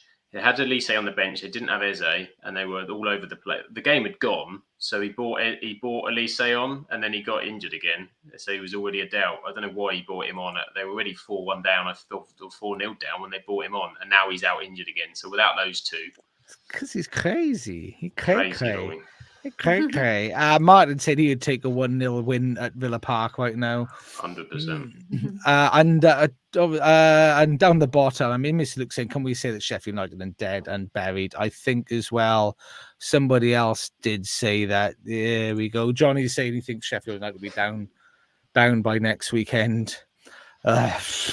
And what else did I see there? And Simon saying, though, I wonder which podcast team member said Villa were going to be up that high. Hint, hint, she's at the bottom of the screen. She is indeed. To be fair, I had a look at my predictions the other day. I had United as second, and I had Wolves to get relegated, and that was before Gary O'Neill came in. So I'll give you the Wolves one. I'm not going to let you forget the United one come the end of the season. Don't worry.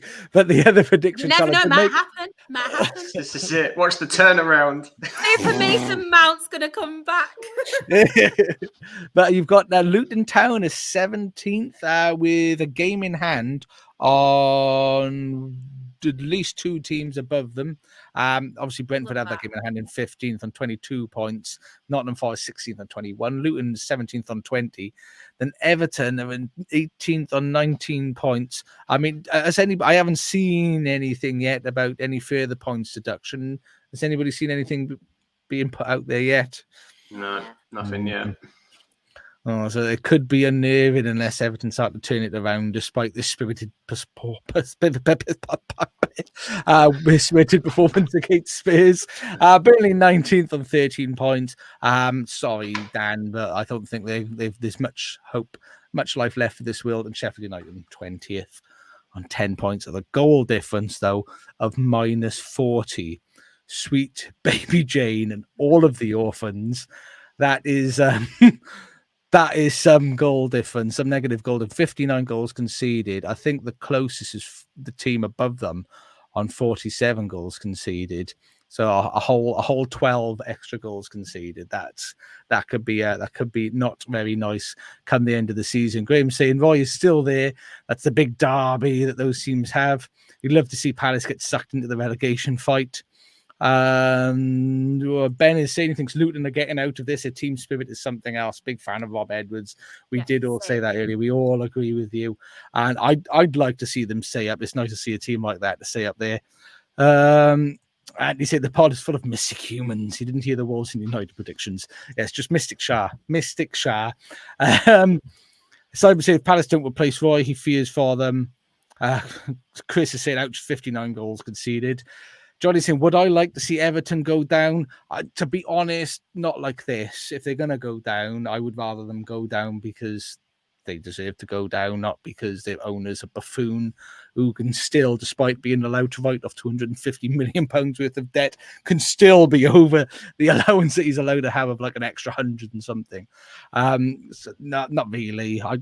If they go down rightly, I'd be happy with that, but not in the way that they are. Martin said, you think Everton and Forest will be getting nervous pending punishment this close to the end of the season? It's not nice this close to the end of the season, is it? You would have preferred it like last month. You need to know, don't you? And particularly with Luton on that run and starting to get out of it, then you suddenly drop those two 10 points, or imagine Forest get who knows their logic when it's going to come to what the points could be. But you'd imagine Forest are going to get bigger than Everton for that first defence, aren't they? Yeah. I mean, Luton's next game is their game in hand. I don't know if this is a game in hand. Their next game is against Sheffield United. And that could put them on 23 points, would actually move them up to 16th. Catman is saying Rob Ed's the type of manager Wales should be getting if ever they find themselves looking for one. Is his team playing good football? I'd take that. I'd be exceptionally happy with that. So good shout, added. Us Celts stick together, baby. So that is the Premier League. We've gone on for ages about the Premier League. So let us grace some of the other leagues with our fleeting presence. And Samuel, tell us all about the Liga. It is La Liga, and Girona missed a big opportunity this weekend. They played before Real Madrid this weekend, and they got dragged in a 0-0. But Sociedad they're a tricky customer, Real Sociedad. So Girona were held to 0-0, sitting second.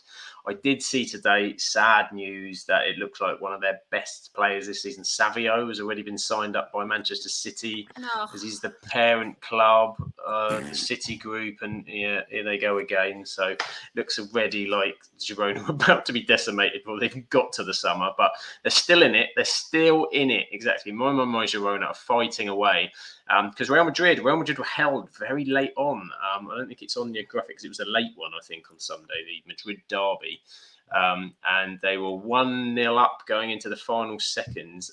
And it was Marcos Llorente equalised for Diego Simeone's men. So Atletico pulled back a draw and pulls Atletico closer in towards that sort of top three. So Both teams dropped at the top. Barcelona actually got a win this weekend as well. Oh. Barcelona with a win. Since Xavi's announced he's gone, they're all happy there. So they've decided to start and play. They got a nice 3-1 victory. I think Lewandowski was on the score sheet. And also, Athletic Bilbao continue to have a very good season. They pumped Real Mallorca 4-0, so they keep themselves kind of just close to that top 4 position. Valencia, they lost last week, but they picked up another win. They've been storming up the league. They still sit behind because they beat Almeria, because everybody beats Almeria. And we also have a live score coming. I was just checking. The last I did check, I'll check again. It is 2-1 to Sevilla, Rayo Vallecano, and they need it because Sevilla are in a bit of a pickle down there. So that would be a big win for them over Vallecano. Elsewhere, there was a 0-0 with Villarreal and Cadiz. Boring. Celta Vigo, well done, 3-0. They needed a win. That was a good win for them away at Osasuna. And the other game I don't think I've touched on is Alaves. No, it's Granada 1, Las Palmas 1. So it was all level there. So we'll see what happens going forward. Real Madrid and Girona still in a title fight in La Liga. And Almeria, though, still haven't won. They are going for Elche's. I need to remember when Elche won their game. Wasn't it like March? It was pretty late, wasn't it? Yeah, it was pretty late. And I think one of those draws was, they outplayed Girona the other week and got a draw up there. So maybe it's going to happen. Oh, we shall see how that one goes. And what have we've got in the chat just quickly? Martin's going to stick a $5 on Girona to win the league. If it's only a $5, it's worth a shout, because I bet you any money the odds are still good. Any money the odds are still good at Girona doing something. And Anthony is as well saying Bilbao's team is always impressive, given their culture of player hiring. Never been relegated. For people who doesn't know, I think they only hire. It's a little bit looser than it has been in the last couple of years, but traditionally they only hire people from is it Catalonia or within the Bilbao region? Is it Basque region they play in? Yeah, it's either Catalonia or Basque. I think it's a Basque. Under the Basque region, they'll sign players in. It's a little bit fast and loose now. Recently, the recent years, it's been a bit like playing rugby or international football. If your grandmother was Basque at some point in her life, then that sort of qualifies you. If your dog walker was Basque, get in. But the next set is Serie A. We haven't been updated here. Look at all this. Everybody knows Basque. I know. Apparently, Basque is the Celtic region of Spain. All I know, I'm pretty sure Pep is Catalonia, and which is Barca, isn't it? Yeah, which explains why he's a bit of a buffoon, really. But we've got in Serie A, don't really know what's been going on here, apart from Inter Milan is still at the top. They've got the game in hand on Juventus, but Juventus are closing that gap. There's only a point between them at the moment, and Juve, I don't think they've played. They haven't played yet that I can see. Not on there. Maybe they have, and I just didn't get the result and put it on there. Who knows? And Charlotte said, here it is, Serie A, with Charlotte's favourite utility team. Hashtag the merch, please. And everybody loves it. Lecker. And they won 3-2 against Fiorentina as well. Won a lecker. Oh, lecky, turn it on. Get that lecky on. They were electric. They got a family full of eccentrics. And AC Milan. Do you know what? I'm glad someone got. I'd like to throw these little tidbits in there to see if anyone picks them up. Chris is saying Inter beat Juve 1-0 yesterday. So that is why it would have been an evening game, because I don't get the evening games because they play too late and I have a bedtime. And Luke's loving it as well. Napoli won a game. They beat Verona 2-1. Verona not having the best of seasons, down in 18th. Look at all the Lecky love. Get your boys at 20% of all Leckies here. Team, Lecky. Get your absolute boilers sponsored by Lecky. Hashtag merch, please. Remember, hashtag merch, please. I only saw like 3, so I've not bothered to follow it up at all at the moment. Other things that happened: AC Milan won 3-2. It's nice to see AC Milan and Inter Milan competing still up there again. Atalanta beat Lazio 3-1, and Roma seem to be benefiting a little bit from Jose going as they're working their way slowly back at the league, winning their last couple. And you weren't the only one that got that one there, Sean. I get to feed those little tidbits in there for you all. She's a lucky. I love it. And what else is going on down here? I mean, nobody can. I've never met anyone who can pronounce the team number 20, Salernitana. Salernitana. Yeah, those guys, they're still bottom. They're still bottom on 13 points. Jules Salernitana. Empoli in 19th. Salatala. And Cagliari in 70th position, joined on 18 points with Verona, but with the game in hand on Udinese. We're 16th. One of I like saying Udinese. Any other team names you like saying, Sam, before we move on? Shah, any Frosinone. They're in 14th. How about you, Shah? Any names you want to throw out there before we move on? I always say Bologna because it reminds me of spag bol. One of my favourite meals. And they are in 5th, and go. they beat Sassuolo 4-2. That's the wrong accent, I know, but it sounds nice. Sam, the resident Italian and Sultana employer. I do have an Italian little shirt, and I do enjoy the odd raisin, to be fair. He does. And unfortunately, this week I was very poorly bad over the weekend, very poorly bad, so I didn't catch any football. I will at some point. I'll start watching stuff. But some interesting things that happened. Borussia Dortmund drew. Nothing from Jadon Sancho there, Sam. Didn't even play. I'm not sure if he's injured or what is going on. Probably on his PlayStation, let's be honest. He's probably just got me up again, yeah. 3 games, that's his season done, isn't it? He wasn't on the bench, wasn't on the pitch, wasn't doing nothing. Borussia Dortmund did nothing. 0-0 draw there this weekend against Heidenheim. Other games of interest with Stuttgart. Stuttgart beat Freiburg 3-1. No goals from their leading goal scorer. No goals. I think he's still at the club, though, to the best of my knowledge, although they had Undav. Undav did score a goal for this weekend. He's another good player. I do quite like him. They've got Undav and got Serge Garassi to keep an eye on Stuttgart, but they won 3-1, keeping them up in 3rd position and performing very well. Unfortunately, Union Berlin, last season's favourites, they're just continuing to fall apart. I said to Sam and Charlotte before the show last weekend, their manager's currently serving a stadium ban for slapping Leroy Sané in the face because he couldn't get the ball for a throw in. Slapped him twice, actually. Once just to let him know he was there. Once again for good measure. And so he was banned off. But they lost. They lost 2-0. To RB Leipzig with Opena and Benjamin Sesko, Football Manager favourite Benjamin Sesko scoring. They were just very dominant, and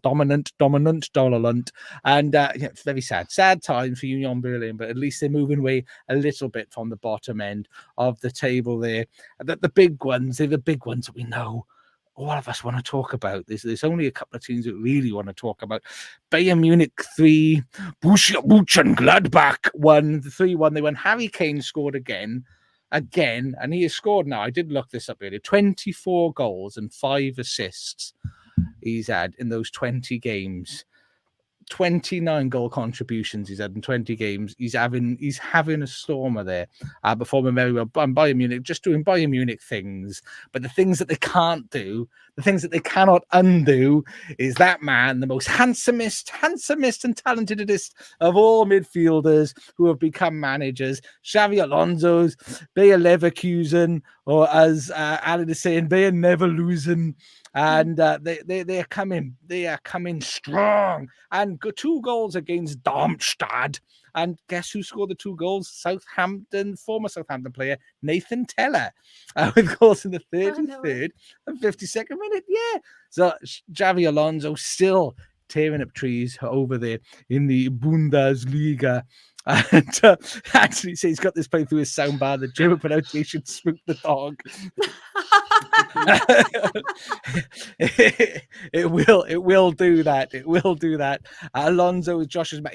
He's a handsome man, and he's a man I wish I was, but I've had to make do with what I am.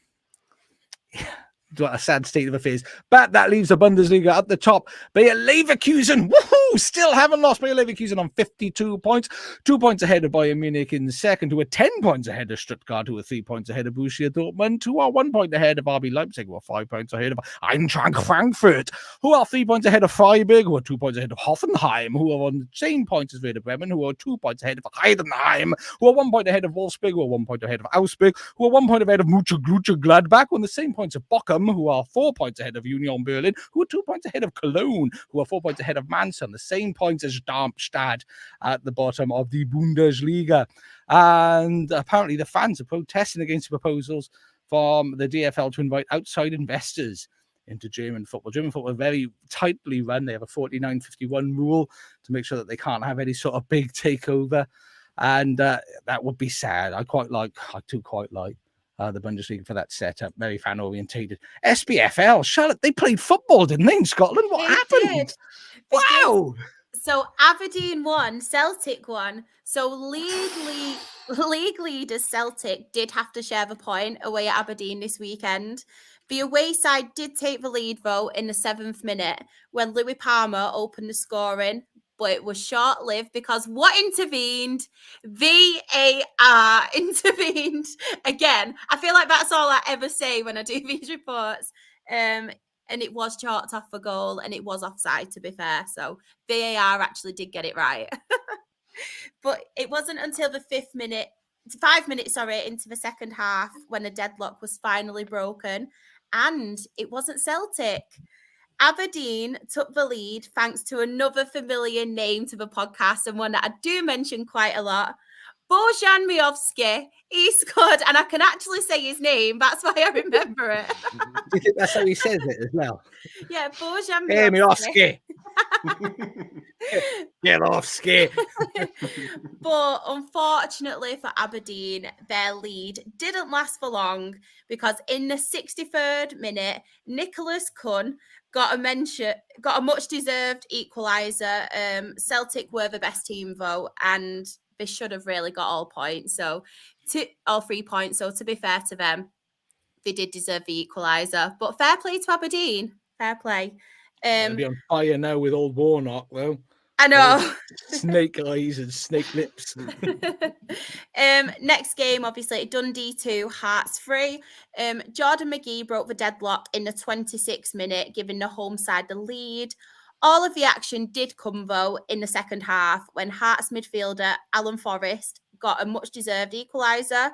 And then 4 minutes after Dundee took the lead again, a Lyle Cameron goal. And then, of course, the man, the myth, the legend. There's only one Lauren Shankland walking along, singing his song, walking in a Shankland wonderland. There's only one Lauren Shankland. I mean, it's Lauren Shankland's world, and we're all living in it at this point. What a legend this guy is. He actually got a brace, which allowed Hearts to take all 3 points home. I mean, what a guy. And Hearts are actually third on 45 points. Don't get me wrong, there is obviously quite a big gap between Celtic, Rangers and Hearts, but they are 12 points ahead of Kilmarnock in fourth. So they are doing very well this season, Hearts. And it's all because of the big man, Lauren Shankland, our favourite. Big Shanks. What a guy. I'm actually gutted he didn't get his move to Wolves, though, because I would have loved to have seen him in the Premier League because he was linked with them, wasn't he? I would have loved that. He would be. Well, we want an absolute interview with Lauren Shankland. That's the aim for the Let's summer. make this happen. Everyone start hounding him on Twitter, people. Go get him. Please do. The next game was Hibs 0, St Mirren 3. First half goals from Alex Gojic, Greg Kilty penalty, and Mikhail Mandron was enough for St Mirren, despite Hibs dominating play in the second half. Motherwell 1, Kilmarnock 1. A 13th minute goal from Kilmarnock defender Lewis Mayo. Lewis Mayo gave them the lead, but it didn't last very long. Thelonious Blair equalised before half-time and both sides shared the points. Rangers 3, Livingston 0. 2 goals just before half-time from Fabio Silva and Rabbit Matondo gave Rangers a well-deserved lead. Todd Cantwell then got the third in the 56th minute. A very well-deserved win and 3 points for Rangers. They actually did have... Is that Todd Cantwell as in former Norwich Todd Cantwell? I think so. Surely there's not another, is there? I think it must be, because he went back to Norwich, didn't he? Yeah. And then, yeah. Yeah, this made me laugh over stats. They really did deserve this, Rangers. They had 76% possession, 32 goal attempts to Livingston's 0. But as you can all see as well in the table, and for our audio listeners now, Rangers are only 3 points behind Celtic with a game in hand. And unfortunately for Livingston, they are bottom and they are 6 points adrift of Ross County. And speak of the Devils, Ross County 0, St Johnstone 1, a goal from Mbunga Kimpioka, I think he's called. He is now. Is it? Is it not? Bongo Kimpioka. That's what I was thinking. Well, him in the Congo. The Lion and the Passion Fruit. Yeah, was enough for St Johnstone. I tell you what, right? I can pronounce these teams to a T with my northern accent, but these players, come on. Come on. Do you know what? We got Graham in the chat just when you thought I couldn't get more northern. She does a Scottish football view. Muckshaw. I love it. But yeah, Lawrence Shankland is a man once again. Simon was saying it been linked with Cov. Is that Shankland has been linked with Cov for the last couple of years? Yeah. It was linked with Coventry, it was linked with Wolves, and it was also linked with Wrexham as well. He's been over the years, so many, isn't he? So many have tried to lure him down, but no, because he's played for a few clubs in there. Was it Aberdeen at one point? And I'm sure it was Aberdeen, yeah. Dundee United, I'm sure he was at as well. Yeah. Just bringing up these ads. Do you know? Dundee, he went to Belgium. He spent a year at Beerschot. And that was it. Dundee United, he was an Ayr United. He was prolific at Ayr United. Sam, say that name again, that Belgian name, so I can give it a go. Beerschot. Might have been Beerschot. Might have been a night out Beerschot. I mean, Johnny said Rangers can go top if they win tomorrow. Yeah. Oh, depending on the goal difference, I'm assuming. And so that takes us into the Eredivisie. I haven't had a look at any results here, so I'm just as excited as all of you to find out what's going on in the Eredivisie because I don't know. PSV Eindhoven still unbeaten. How many goals did they win by this week? Was it 4? I don't know because I can't find them. No, they drew. Gareth Southgate saw it as well. Thanks, Gareth. Oh, you jinxed them. Jinx them, asshole.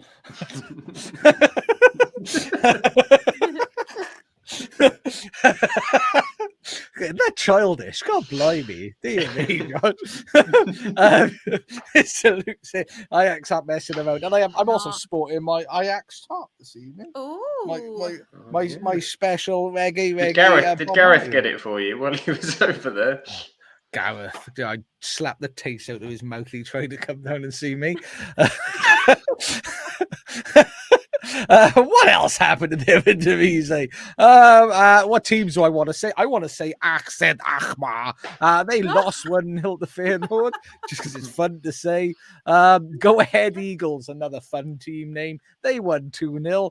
Heerenveen, they drew 3-3 with Fortuna Sittard. There's no H in there, is there? That is Sittard. I would have said the H accidentally. I thought someone might have had a bad belly. That's too many pancakes you've had there, Josh. And Almere City 1-1 against Excelsior. And if you have any other fun team names to say, please let us know. Catman said, I found the keys to the cuffs and are now on a rampage with 1-1 draw. Graham, by the way, is saying Shah is mighty glad Lauren Shankland scores more regularly than Mbunga. I know. Kimpioka. Just going to call him Mbunga from now on. Yeah. Mbunga. So PSV is still top.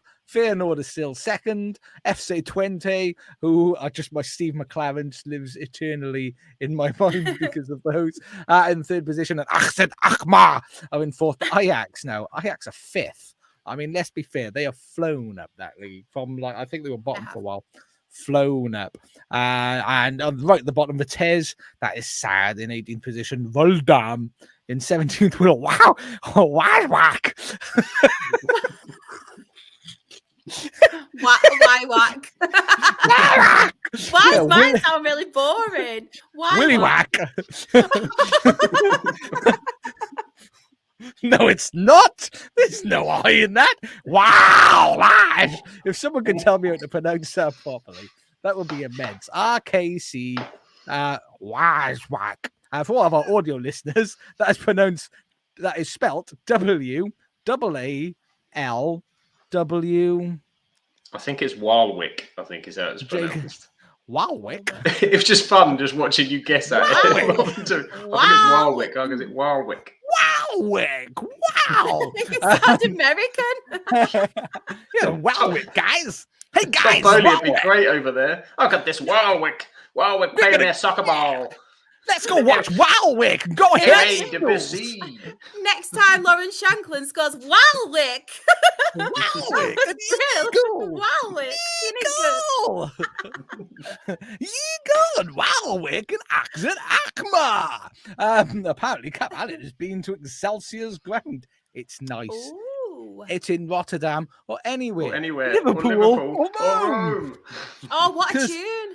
Rotterdam is anywhere alone. So that's the Eredivisie. I think we spoke about the football. I don't really know. I think we just shouted words really loudly and upset my neighbours and my sleeping children. Warwick.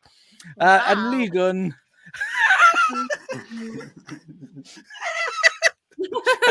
Charlotte could. Wow. Go ahead, Eagles. This is Warwick. Like Warwick. PSG are winning. I'm assuming. Did they win a game of football? They did.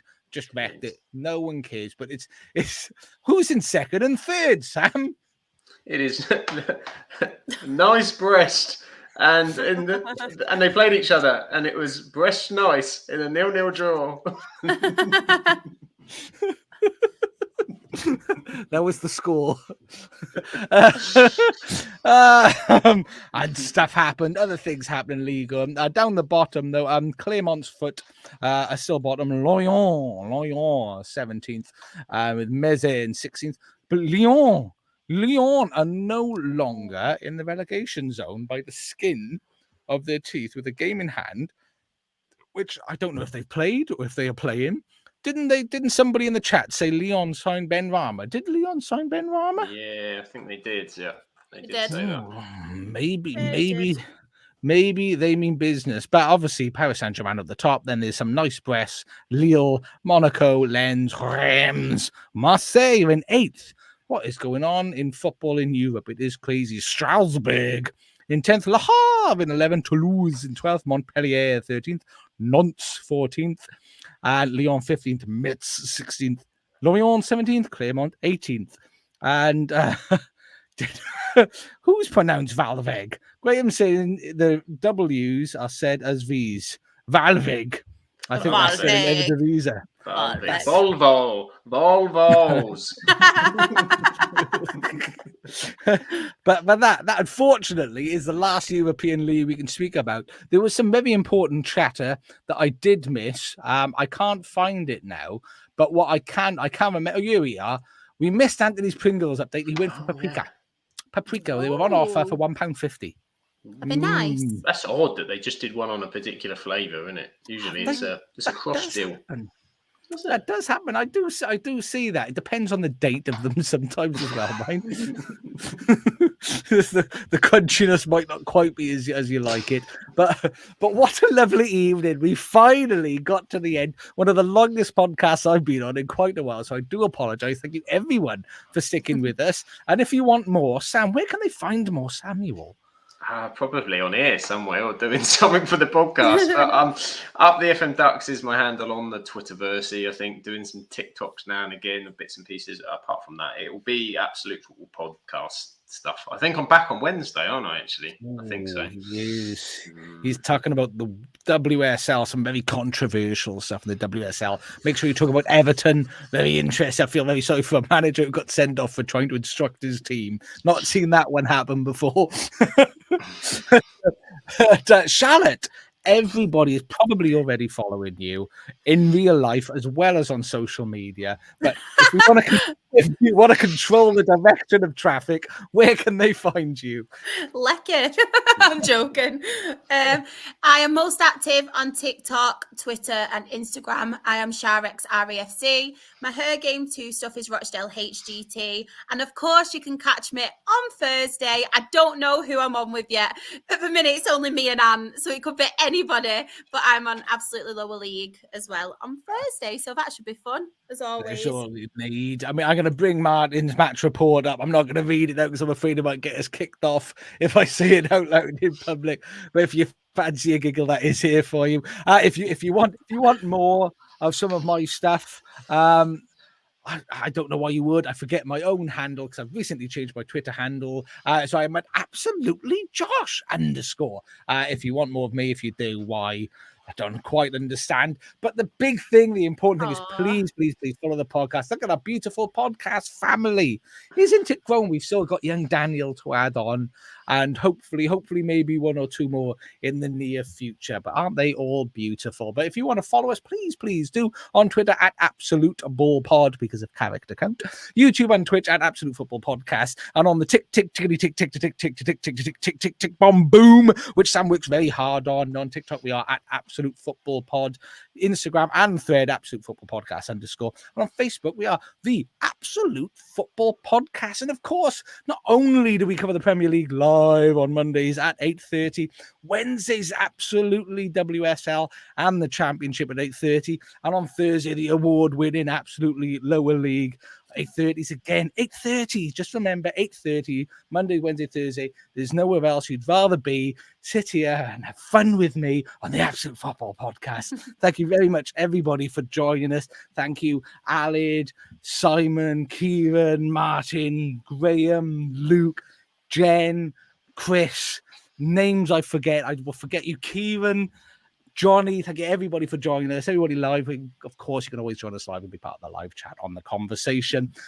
And thank you for everybody following us. Subscribe, like, 5 stars. Tell all of your friends. Tell your enemies. Tell those people in between. And coming soon, absolutely food. Absolutely. And, thank you very much, everyone, for joining us. Have a lovely evening. Thank you for sticking around for such a long time. Have a pleasant evening. TTFN and ta-ta for now.